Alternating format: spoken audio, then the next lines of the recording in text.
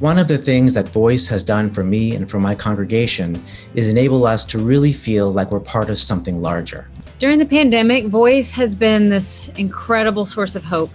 And I love it that it's interfaith and that we're all part of it. We're all included, we're all welcomed. Our Prophet Muhammad has a saying that none of you shall believe if they go to sleep full while their neighbor sleeps hungry. One of our great sages, Hillel the Elder, taught, "Do not separate yourself from your community." Voice is one of the ways that we can follow that teaching.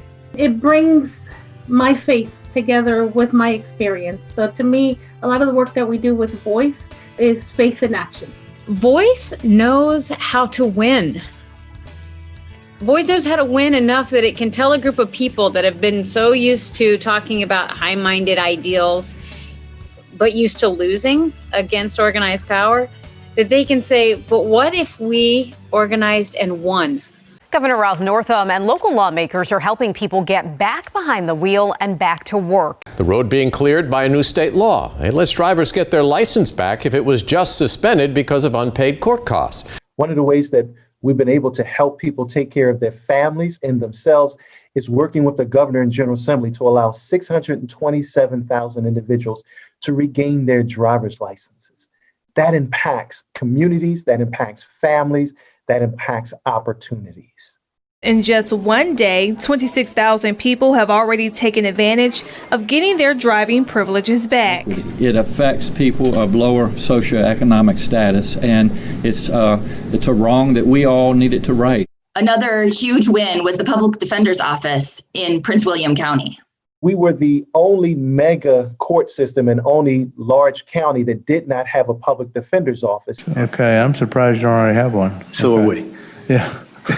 And we were able to make that change where the governor and the legislators voted to bring about criminal justice equity. That's changing the lives for untold thousands of people and their families. The Washington Post and the new chief public defender said this office only exists because Voice worked with the people. Back with a news story at 5, a housing crisis within a health crisis. Virginia has 5 of the top 10 highest evicting cities in the country. There are several decades of recurring patterns of housing instability that affect Black people and African American communities the hardest. When hundreds of thousands of families across Virginia faced eviction because they did not know how they were going to pay their rent, Voice really sprung into action.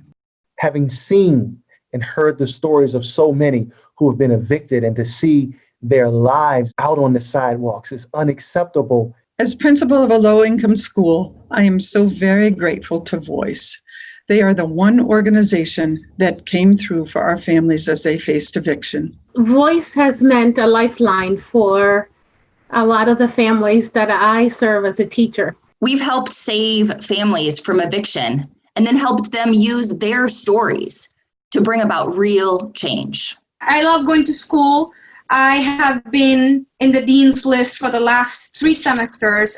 A lot of the people working or who have the power to help us don't understand how scary it can be to be in a position where you're like, oh, I can be on the street next week. They took my story, the story of possibly being evicted, and showed me how I could use my story by talking to the governor, break one of the links in the chain of systemic racism in Virginia, and extend this rent moratorium. Virginia is now on the cusp of becoming one of only a handful of states that have a moratorium that is more comprehensive than what the Center for Disease Control recommends. This was far from assured just a little while ago because we faced one of the most powerful entities in the state of Virginia in the landlord lobby.